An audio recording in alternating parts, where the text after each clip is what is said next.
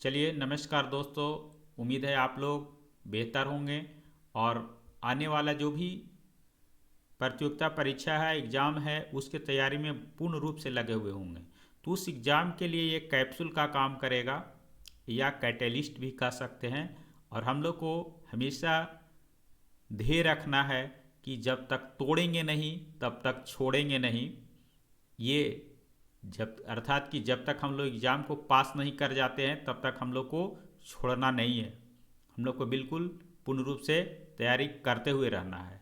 ठीक है, और निश्चित रूप से आपकी सफलता मिलेगी।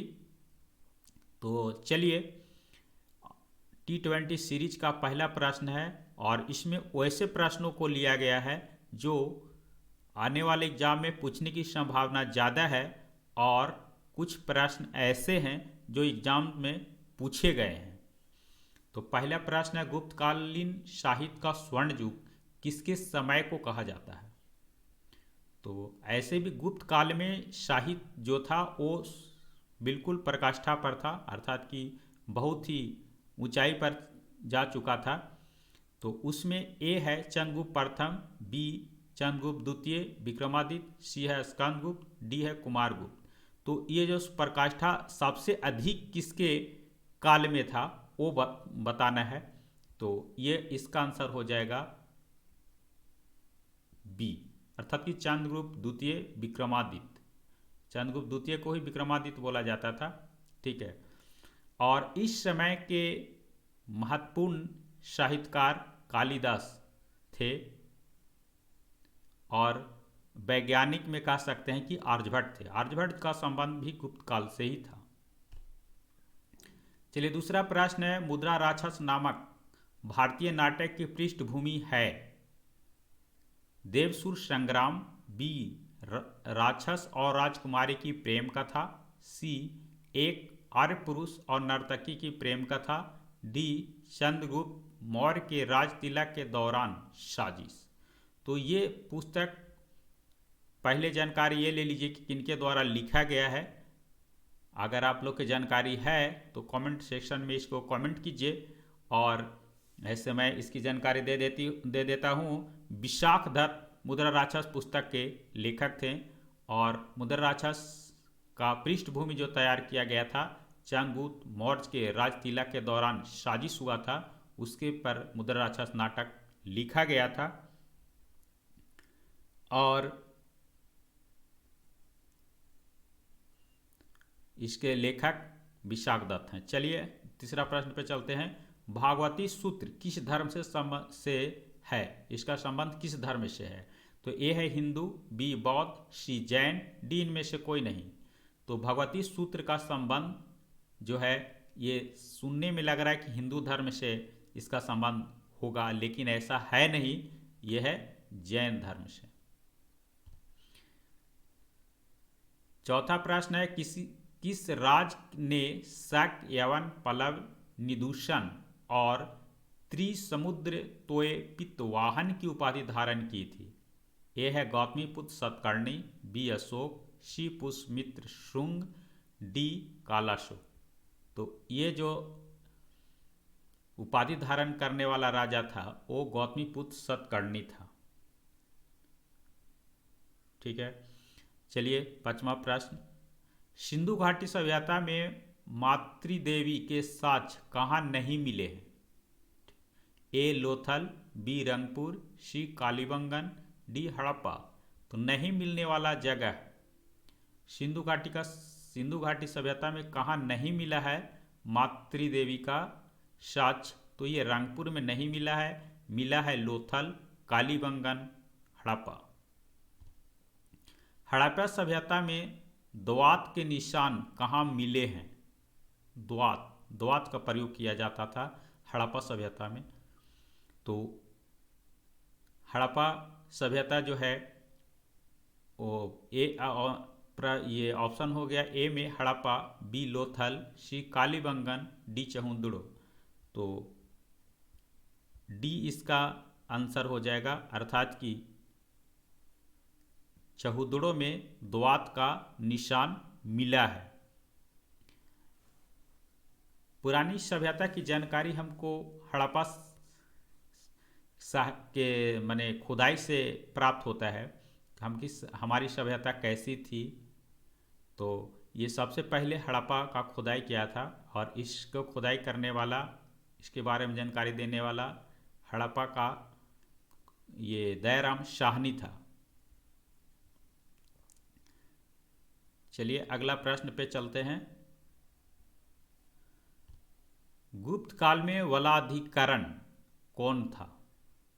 ए सेनाध्यक्ष, बी प्रदेश पुलिस अध्यक्ष, सी घुड़सवार सेना का अध्यक्ष, डी गुप्त विभाग का अध्यक्ष। तो ये आंसर इसका हो जाएगा सेनाध्यक्ष। बलाधिकरण एक गुप्त काल का विभाग था, उसको सेनाध्यक्ष के अंतर्गत रखा गया था। आज का सेनाध्यक्ष, उस समय उसको बलाधिकरण बोला जाता था। अशोक द्विभाषी अभिलेखों में कौन सी दो भाषाएं प्रयोग की गई है? अशोक के द्विभाषी अभिलेख लिखा गया है, उसमें ज़्यादातर किस किस भाषा को प्रयोग किया गया, किस भाषा का प्रयोग किया गया है? तो ए है ब्राह्मी अरमाइक, बी है ब्राह्मी अरमाइक और ग्रीक, सी है ब्राह्मी और चित्रलेख, डी इनमें से कोई नहीं।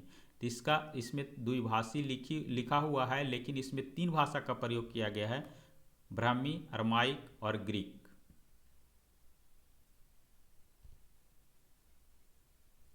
चलिए अगला प्रश्न पे चलते हैं। और शतपथ ब्राह्मण किस वेद से संबंधित है? ऋग्वेद, शुक्ल अर्जुर्वेद, सी सामवेद, डी अथर्ववेद। ऐसे हम लोग वेद जानते हैं कि 4 प्रकार के होते हैं, ऋग्वेद, यजुर्वेद, सामवेद, अथर्ववेद।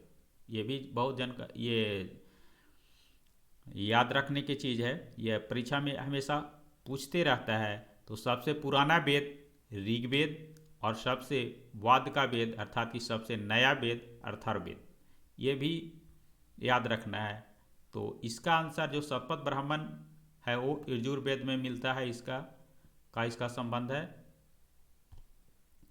10 किस काल में शून्य और दशमलव प्रणाली की खोज की गई?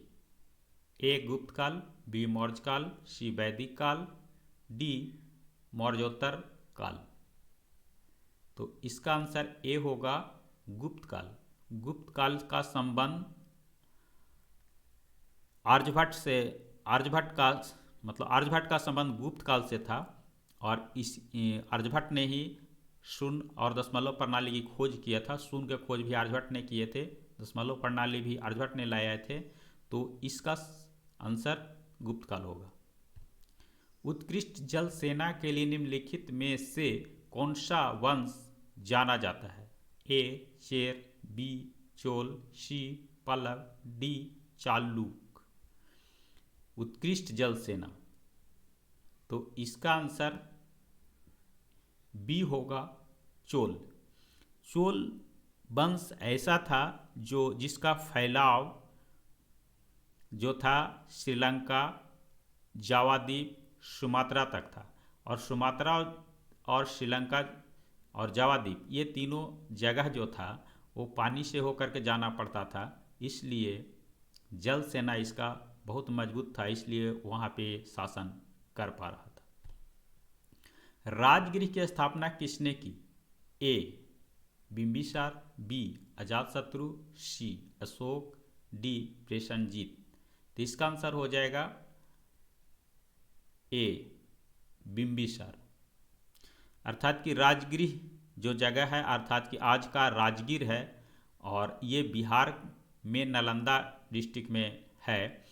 तो इसकी स्थापना जो करने वाला शासक था वो बिंबिसार था। कौन सा ब्राह्मण ग्रंथ खेती की जानकारी देता है? ए गोपथ, बी शतपथ, सी कौशितिक, डी पंचविश। तो ये जो है वो शतपथ, अर्थात कि बी आंसर होगा। खेती की जानकारी देने वाला ग्रंथ जो है शतपथ है। 14 थंजावुर में बृहदेश्वर मंदिर का निर्माण किसने करवाया था? थंजावुर में। तो ए है चंद्र चोल प्रथम, बी राजा राज चोल प्रथम, सी कृष्ण रमन, डी वेंकट रमन। तो इसका आंसर हो जाएगा बी राजा राज चोल प्रथम। इसने थंजावुर में बृहदेश्वर मंदिर का निर्माण करवाया था। चंदेल राजा किस मंदिर से संबंधित थे? चंदेल राजाओं का संबंध किस मंदिर से था? तो खजुराहो। ऐसे भी याद करें, चंदेल मंदिर का निर्माण किसने करवाया? खजुराहो मंदिर का निर्माण किसने करवाया? तो चंदेल राजाओं ने करवाया। ठीक है, चलिए बीजगणित का आविष्कार किसने किया? इसके पहले भी चर्चा हुई है। ए आर्यभट्ट, बी ब्रह्मभट्ट, सी ब्राह्मणिर, डी भास्कर। तो इसका आंसर ए हो जाएगा, आर्यभट्ट ने किया। गंधार शैली का विकास किस काल में हुआ? ए मौर्य काल में, बी गुप्त काल में, सी शुंग काल में, डी कुषाण काल में। तो ये हो जाएगा इसका आंसर, गंधार शैली का जो विकास हुआ था वो कुषाण काल में हुआ था। अग्निमित्र जो कालिदास के मल्लिका अग्निमित्रम का नायक है, किस वंश का राजा था? ठीक है, ये कालिदास द्वारा लिखा हुआ पुस्तक है और ये संस्कृत में लिखा गया है और ये एक नाटक है। ठीक है, और ये नाटक जो है शुंग वंश इसका नायक है। शुंग वंश का शासक जो था वो नायक था इसका, और इसमें प्रेम कहानी के बारे में वर्णन किया गया है। शुंग वंश के शासक के प्रेम कहानी के बारे में वर्णन किया गया है और इसके विवाह के बारे में वर्णन किया गया है। गुप्त वंश का अंतिम राजा कौन था? ए चंद्रगुप्त, बी स्कंदगुप्त, सी विष्णुगुप्त, डी बुधगुप्त। तो सी इसका आंसर होगा, विष्णुगुप्त। गुप्त वंश का अंतिम राजा विष्णुगुप्त था। कौन से ऋग्वैदिक कालीन देवता सर्वमति से चुने जाते थे? ठीक है, तो ए है इंद्र, बी वरुण, सी प्रजापति, डी अग्नि। तो इसका आंसर हो जाएगा प्रजापति। थैंक यू दोस्तों, अगर वीडियो अच्छा लगे तो लाइक कीजिए, कमेंट कीजिए, दोस्तों कुछ शेयर कीजिए, और चैनल पे बिल्कुल नए हैं तो सब्सक्राइब कीजिए। इस तरह से वीडियो आपके सामने आते रहेंगे।